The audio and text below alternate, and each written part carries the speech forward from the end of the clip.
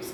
अब हम पढ़ेंगे टाइप्स ऑफ यूनिट, ठीक है। तो पहले हम जानेंगे यूनिट पढ़ने के लिए लैटिस क्या होता है, ठीक है।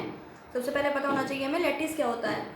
तो जैसे मैंने आपसे कहा था कि सॉलिड क्या होता है, जिसमें कॉन्स्टिट्यूएंट पार्टिकल्स वो क्लोजली पैक्ड होते हैं। कौन से? उस पर फोर्स ऑफ अट्रैक्शन की वजह से क्या होते हैं, क्लोजली पैक्ड होते हैं।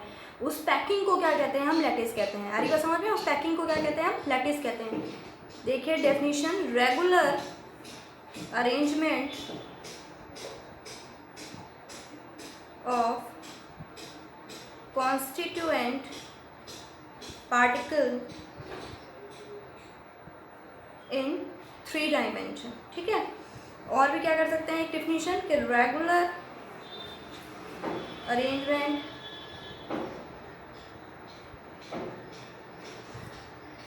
Of point it's called lattice. आ रही बात समझ में? फिर से मैं बोल रही हूँ कि जो पैक्ड होते हैं, जो फोर्स ऑफ अट्रैक्शन के द्वारा पार्टिकल्स जो क्या होते हैं, कॉन्स्टिट्यूएंट पार्टिकल जो आपस में पैक्ड रहते हैं, क्लोजली अटैच रहते हैं, पैक्ड रहते हैं, उस पैकिंग को हम लैटिस कहते हैं, ठीक है। अब हम जानते हैं जैसे आपको पता है ये वाले हैं, क्या नाम है, जैसे ये कैसे रहते हैं, ये पॉइंट्स है ना, ये कैसे रहते हैं आपस में क्लोजली, कैसे रहते हैं, पैक्ड रहते हैं। क्लियर? कैसे रहते हैं, क्लोजली पैक्ड रहते हैं एक दूसरे से। इसे क्या कहते हैं, इसे कहते हैं हम लैटिस। क्या कहते हैं हम, लैटिस, ठीक है। ये क्या कहलाता है, लैटिस। मतलब आपस में जुड़े रहेंगे ना, क्लोजली पैक्ड रहेंगे, तो वो क्या कहलाते हैं, जो पार्टिकल्स आपस में अटैच रहते हैं वो क्या कहलाते हैं, लैटिस कहलाते हैं। अब हम जानेंगे यूनिट सेल। यूनिट सेल क्या होता है बेटा? यूनिट सेल, जैसे आपको पता है आपका घर किससे मिलकर बना है, ईंटों से बना है ना, ब्रिक्स से बना है।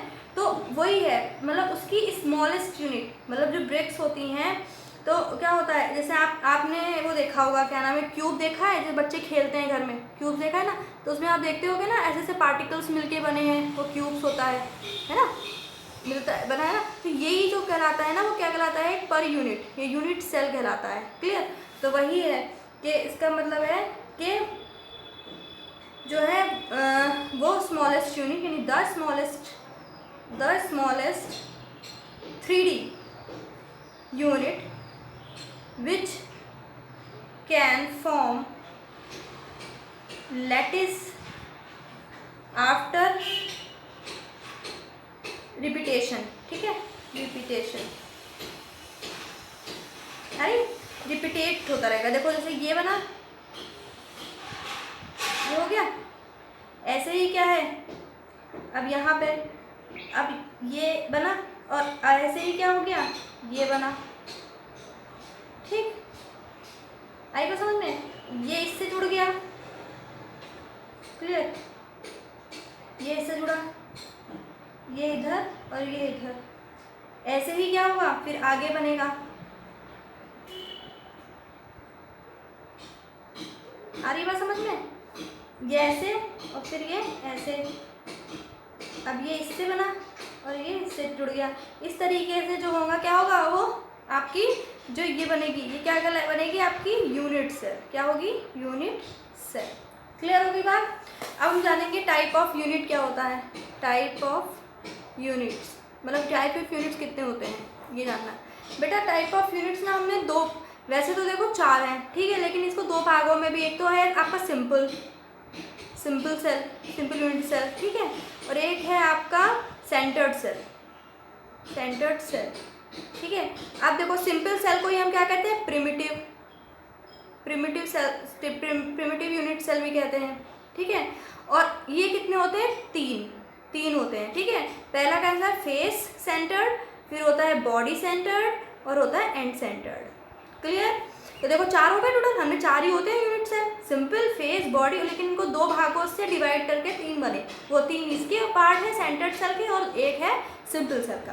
तो अब हम पढ़ेंगे पहला क्या, simple cell, simple unit cell या प्रिमिटिव यूनिट सेल।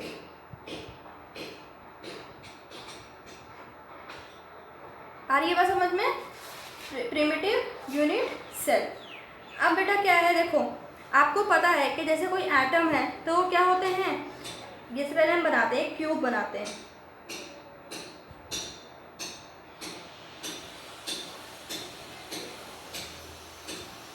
ठीक है, ये क्यूब बनाया, आपको पता है इस क्यूब में क्या है, कॉर्नर पे जो है एटम्स होंगे, है ना। सॉरी ये गलत हो गया, मैं नेक्स्ट बनाती हूँ।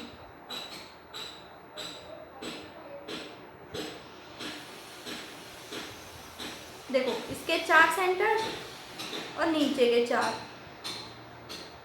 आ रही बस में।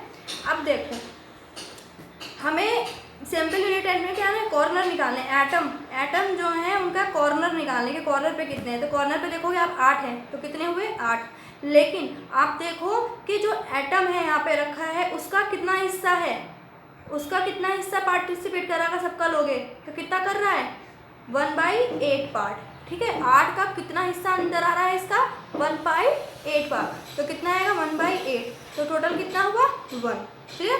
क्या आया 1 एटम, आ रही बस समझ में, क्यूबिक यूनिट समझ आ गई क्या 1 एटम, ठीक। ऐसे ही आपका क्या है face centred, second face centred unit, face centred unit में बेटा क्या है, वैसे ही हम बनाएंगे, एटम है, अब आपको पता है एटम कॉर्नर पे तो होंगे ही, तो कॉर्नर के तो हमने निकाल लिए, कितने निकाले 8 × 1/8 = 1। अब हम किसके निकालेंगे फेस के, ठीक है। तो फेस के निकालने के लिए फिर से हम क्यूबिक बनाएंगे,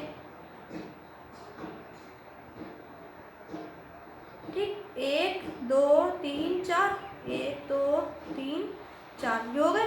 अब क्या फेस बोला, तो फेस का मतलब बेटा देखो चौकोर है, चौकोर में अपने आप इमेजिन करो, ऊपर नीचे आगे पीछे और इस साइड में, ठीक है। मतलब टोटल बना के कितने फेस होते हैं 6, देखो एक तो हो गया ये, एक हो गया ये, एक हो गया ये और एक हो गया ये, एक इसका ये वाला हिस्सा और एक उसका ये वाला हिस्सा, होगा पूरे 6, तो कितने हुए इसके 6। और आप देखो जब हम कोई बॉल रख रहे हैं, जैसे हमने बॉल ऊपर रखी, तो बॉल जब हम ऊपर रख रहे हैं, यहाँ पे हमने बॉल रखी, तो बॉल का कितना हिस्सा टच हो रहा है इसका आधा, तो कितना होगा हाफ, तो कितना आया इसका 3, टोटल कितने हो गए 4। तो फेस सेंटर्ड यूनिट कितनी हुई 4 हुई, क्लियर। अब हम पढ़ेंगे बॉडी, बॉडी सेंटर्ड यूनिट, ठीक है, बॉडी सेंटर्ड यूनिट। बेटा इसमें भी एटम्स आपके कॉर्नर पे तो है ही, वही कॉर्नर पे जितने थे 8 × 1/8 × 1, ठीक है। उसके बाद अब हम किसका निकालेंगे बॉडी के, तो बॉडी के लिए पहले हम क्यूबिट बनाएं, क्यूब बन गया ये, ठीक है। इसके भी 4 कॉर्नर पे। अब इन्होंने कहा बॉडी, बॉडी का मतलब है कि पूरी बॉडी इसकी कवर्ड हो, यानी आपने बॉल यहाँ से, मतलब कोई बॉल है अंदर डालोगे तो वो अंदर ही है, ठीक है, चारों तरफ से कवर है, तो यही रही एक। तो अब देखोगे इसका तो पूरा हिस्सा अंदर है, तो बॉडी का कितना हिस्सा अंदर है, पूरा का पूरा हिस्सा अंदर है, दिख रही ना, ठीक है। तो कितना हुआ इसका बेटा एक हो गया इसका, और एक का पूरा हिस्सा अंदर है, बस, ठीक है। टोटल कितना हुआ 2। अब आपका है एंड हो गया, and centred unit, and centred unit, इसमें क्या है एटम, इसमें एटम जो है बेटा वो है आपके कॉर्नर में, वही 8/1/8 = 1, ठीक है। और कितने एंड में, तो एंड आप कोई भी हिस्सा ले सकते हो, या तो ऊपर का ले लो, नीचे का ले लो, कोई सा ले लो, लेकिन उसका आमने सामने का ही होना चाहिए, ठीक है। तो एंड के पार्ट कितने हुए 2 ही तो है, एक ऊपर का या नीचे का ले रहे हैं, तो ऊपर नीचे का तो हम कितना ले रहे हैं 2 ही हुए उसके। और देखो जब बॉल ऊपर रख रहे हैं नीचे रख रहे हैं, तो उसका आधा हिस्सा ही जो अटैच है, ठीक है। तो कितना आया 1, तो टोटल कितने हो गए 2, क्लियर। बॉडी का तो आपको पता है एक है और उसका पूरा हिस्सा वो है, तो 1/1, क्लियर हो गई। एक वो और एक को 1 से मल्टीप्लाई कर देंगे तो एक ही आएगा, है ना, तो इसीलिए क्लियर हो गई। यहाँ तक था आपका यूनिट सेल का प्रोडक्ट। अब जो है समरीन ने मुझसे क्वेश्चन पूछा था, है ना, तो समरीन बेटा उसमें ना आप देखो कि आपको ना ये टेबल है, देखो ये जो टेबल बनी हुई है यहाँ तक तो आपको क्वेश्चन में मिली है, ठीक है। और ये वाली टेबल जो टोटल प्रेशर है वो निकालना है, तो कैसे निकलेगा बेटा, इन दोनों को ऐड करके, ठीक है। एसीटोन और आपको पता है ना P is equal to P A plus P B, तो वही है P A plus B B P B sorry P A plus P B, ठीक है। तो उनको ऐड करेंगे तो आ जाएगा टोटल। अब देखो हमें ग्राफ इसके अकॉर्डिंग बनाना है। हमने यहाँ से 100 का 800 तक बना लिया, यहाँ पे 7 तक बना लिया, ठीक है। अब यहाँ पे हमें किसके अकॉर्डिंग चलना है, इसकी। देखो यहाँ पे क्या है, पहला हमें यहाँ देखो 0, पहले हमें एसीटोन की बनानी है, यानी पी ए बनाना है। तो एसीटोन का ये है टेबल, तो हम कितने शुरू करेंगे 0 से। तो 0 पे एक पॉइंट हमने ले लिया, फिर उसके बाद है 54.9, तो यहाँ पे देखो इनके बीच में आएगा, तो 10 के उसमें लेना है 54.9। फिर आपका क्या है 110, तो फिर यहाँ पे क्या आएगा 110, हमने 20 के इसमें ले लिया। फिर आपका है कितना 202, तो यहाँ पे हमने 202 ले लिया 30 के उसमें। ऐसे ही आपको लेना है। और जब इधर करोगे क्लोरोफॉर्म का, तो क्लोरोफॉर्म का जब आप करोगे तो यहाँ 632 शुरू किससे हो रही है, ऊपर से, तो हम शुरू कहाँ से करेंगे, यहाँ से, ठीक है। फिर लेकिन आपको रेंज कहाँ से लेनी है, ये तो 0 पे है, और दूसरा वाला लोगे तो 548, तो कहाँ लोगे, यहाँ पे, तो कहाँ पे आएगा, यहाँ पे, तो 548, ठीक है। फिर थर्ड वाला जो है वो है 469, तो क्या है 469 थर्ड वाले पर, तो 469 कितना आएगा, यहाँ पे आएगा 469, ठीक है। इस तरीके से आप लोगे तो यहाँ आएगा। अब आपका आएगा टोटल प्रेशर, तो टोटल निकलेगा यहाँ पर।